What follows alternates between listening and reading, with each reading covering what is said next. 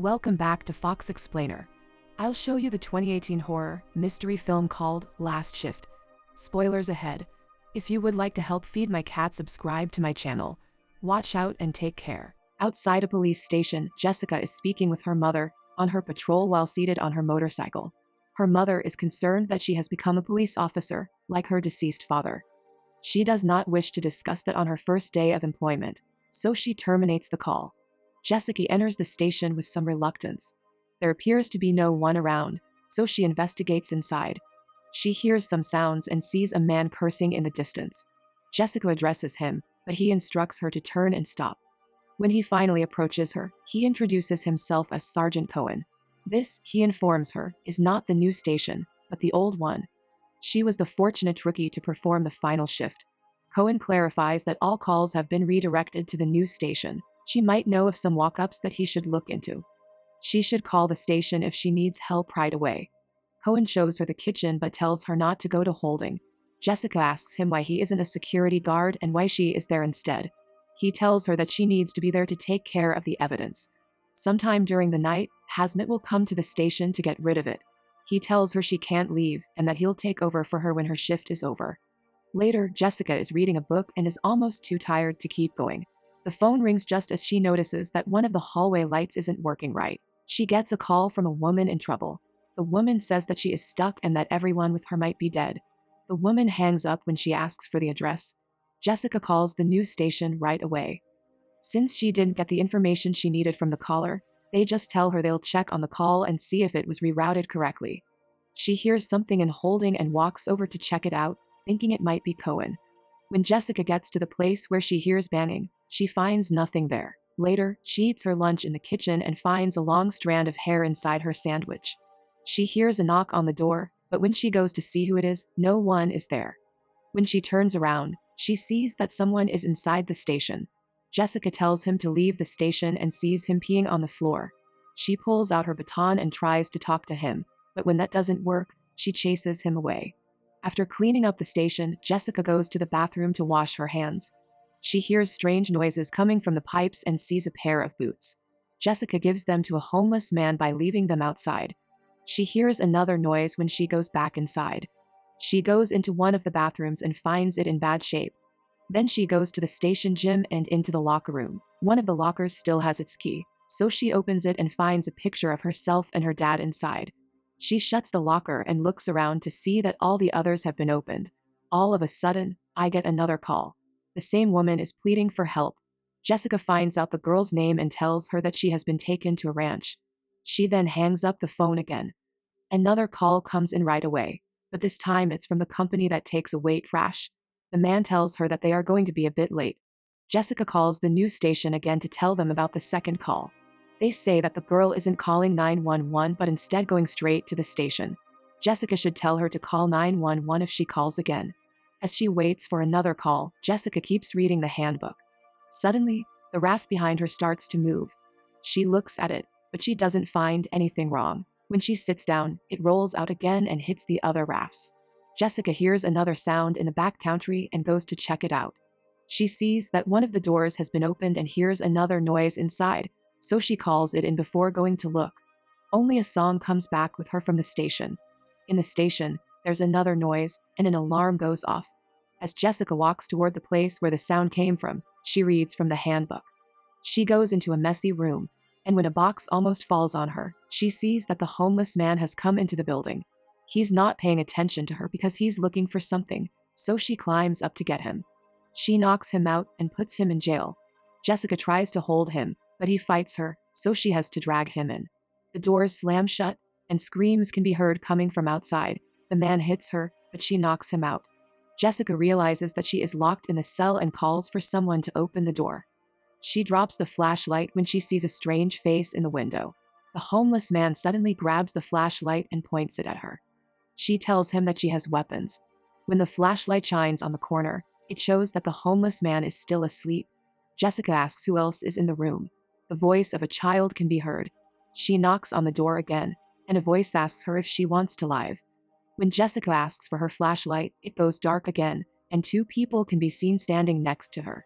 The cell door opens and the lights come back on. She goes outside and locks the prisoner in. He tries to calm her down. Later, Jessica calls Cohen, but he doesn't answer. She sends him a message, but she doesn't tell him what happened. She leans back to try to calm down, but the word "so" is written on the ceiling. She checks the station's doors and sees a woman outside. She tells the woman to leave. Marigold asks to smoke there because it makes her feel safer, and Jessica lets her. Marigold says that she can tell she's new before she goes inside. She tells her that she was in the same cell as the payment killers who killed themselves in the station after taking some girls and killing them. Jessica knows about the case because her father got killed at the scene of the crime, and she knows that the criminals died there too. Marigold insists that they brought them back alive to the station, and she could hear them sing some weird song in a cell next to her. They hung themselves with their bedsheets. Marigold finishes her smoke and leaves Jessica speechless. She patrols the station and finds a switched on TV. The TV plays a police interview with the Payman brother that had committed the heinous crime mentioned. Two others come on, playing interviews with the Payman sisters. John Payman is seen in a flashback, talking about the devil. The flashback of the interviews continues with the sisters, both saying similar things. John makes an absurd threat on the recording as if he could be speaking right to Jessica. Suddenly, one of the chairs swings over to her, and for a second, it looks like someone is sitting on it. It keeps doing this until Jessica falls over. She runs to answer the phone when it rings. It is the same girl saying that the other girls have been killed. Marigold told her that the people who have done that keep singing the same song. Jessica tries to get the girl to call 911, but the girl says she can't, so Jessica tells her to run and hide. Before the call ends, Jessica asks the girl if she's ever heard of John Payman, and the girl says that she has. Jessica has started to put some things together, so she calls the news station again and tells the girl everything she knows about the call. She tells the officer on the other end of the line that she thinks the other Payman family members might have her. He laughs and tells her that all of them are in custody under constant police supervision. He gives her the number of a police report and tells her to reference that report number when she calls again if she gets any more information. She thanks him and hangs up. All of a sudden she hears whistling from the other side of the station. Jessica checks on a room with some office chairs but gets distracted by more noise. When she looks back, the chairs have been completely rearranged. Jessica has had enough and thinks that the other police officers are playing a trick on her because he's a rookie. Suddenly, the bell of the station rings, and when she goes to check, there is one officer there. She begins asking him if it was just him that played the prank on her or was here others as well. He doesn't seem to know what she's talking about. Jessica asks if they play that same trick with other rookies as well. He tells her his name is Price and that he just stopped by to see how she was doing. Price tells her to open the door. They talk as they walk into the station together. She thinks someone told him to look for her. But when he asks how her shift is going, she tells him about the homeless man. He laughs and says that he's seen worse. Once, a criminal pooped all over his police car, he says. He tells Jessica that he came to check on her because he knew her father. This makes Jessica feel a little better. She asks, "Were you with him that night?" Price tells her everything that happened. They got to the scene quickly, but they could already hear the girls pleading for their lives. They went inside without anyone else with them, and her father held the payment off while he got some of the girls out. She hears voices from all over the station all at once, going around her. She sees a body being moved in the hallway all of a sudden. It starts to float up and move to the left. Jessica hides for a moment, pulls out her gun, and when she comes out to see if the man is still there, he's gone. She hears the homeless man yelling in his cell all of a sudden. He begs to be let out, and when she asks him what's wrong, he steps aside and shows her the 3 hosts in his cell. Jessica says over and over that it's not real. The man begs her not to leave him here and cries. She hears the song again, and when she gets to where it's coming from, she sees a group of girls sitting in a circle and singing. The ghost girls turn around to face her with bloody sheets on their faces, but their reflections look normal. When she shuts the door behind her, they go away. When Jessica hears another noise outside, she goes to the room where the evidence is kept. She goes there and finds it completely trashed, with some men's clothes out in front. Jessica runs to the phone and dials Cohen's number. He asks her why she's calling him, and she says she thinks she's seeing things. Jessica doesn't think she will be able to finish her shift. Cohen makes fun of her for being afraid and asks her again if she'll be there by the end of the shift. He tells her not to call him again before he hangs up. She calls the garbage company to find out when they will come. When the man says he's not sure, She tells him she'll be outside in her squad car waiting for them. Jessica is about to leave the station when the phone rings, so she runs back in. It's the girl telling her again that she got away. She tells Jessica that she sees a sign, and Jessica keeps her on the line while she uses her cell phone to call dispatch. Jessica asks the girl, who says she knows she's going to die, if she has anything she could use as a weapon.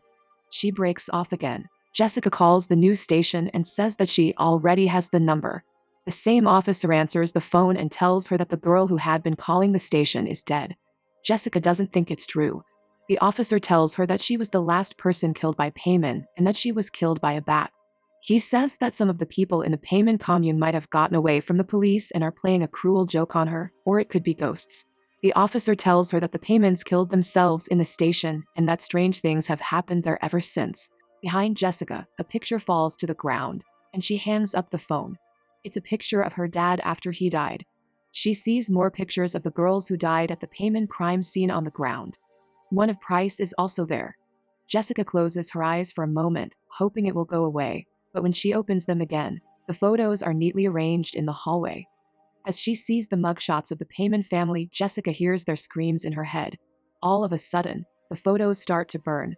Jessica wakes up on the floor of the hallway when her phone starts to ring. Her mother is on the other line, saying she's sorry for bringing up her father. Jessica realizes that her gun is gone. She sees someone in the hallway all of a sudden, but when she goes after them, she gets knocked out. She wakes up with a woman in an interview room. Jessica isn't sure what's real anymore. The woman tells her that she would do anything for John Payman and that it was her that he should have taken with him that night. She asks Jessica if she's seen him there and tells her that she has too. Then the woman says that she's there to celebrate the 1-year anniversary of his death and kills herself with Jessica's gun. The phone rings again and Jessica walks by the body, takes her holster and her gun back, then gets to it. It's the same girl on the phone. When Jessica tells her that she's dead, the girl starts laughing and the sound of the bat hitting her can be heard over the phone. The sound continues around Jessica, and when she looks under her desk, she sees the girl's ghost. Jessica hides in the rafts and the ghost follows, searching for her. She finds Jessica and tells her that she doesn't want to die. The ghost vanishes and Jessica runs to the door, wanting to get out. She can't unlock the door, nor shoot her way out. Her phone rings. Her dad is calling. He tells her that she's driven like him, but asks her why she's trying to leave when he gave his life for the job. Jessica apologizes, saying she won't. He tells her that the man that killed him is still in the building and that she needs to do something about it. The homeless man suddenly walks past her. She asks him how he got out and tells him to get down. When she goes to cuff him, he turns into an apparition. Jessica checks the homeless man's cell, only to find him dead. On the walls are the words "King of Hell." Jessica tries to get help from the news station, but all she hears on her radio is static, then a scream, and then the song again. The radio starts spewing blood, and a ghost appears next to her. She sees a projection of the Paymans killing themselves in their cell after doing some kind of ritual. Johns looks at Jessica and pulls the sheet off the bed. All of a sudden, the ghosts are next to her and also on the projection. Price also shows up and kills himself. John is almost able to catch her, but she finds a picture of her dad and reads from the Law Enforcement Codex. Her dad calls her again to let her know that they're on their way. He says that she has to stop them, no matter what. A few men with masks come into view, and she shoots at them. They say she should come find them. Jessica tries to find them and winds up in the room where evidence is kept. Again, she hears them, so she goes after them. Jessica shoots one of them and keeps going after the rest. She kills another one and knocks out another one. When he talks about the devil, she also shoots that one. She, too, is shot all of a sudden. Cohen comes up behind her and points his gun at her. She turns around and sees that the man she killed worked for the company that takes care of trash. In a flashback, the real events are shown. Jessica doesn't think it's true. She killed all the guys from the company who were supposed to come and take care of the evidence. Cohen explains what's going on while Jessica sings the Payman song. The 3 ghosts of Payman show up and take her away. That's all for now. I hope you enjoyed the video. Subscribe for more and hit the like button to help me out, and also leave a comment if you want me to explain your favorite film. Until next time, take care.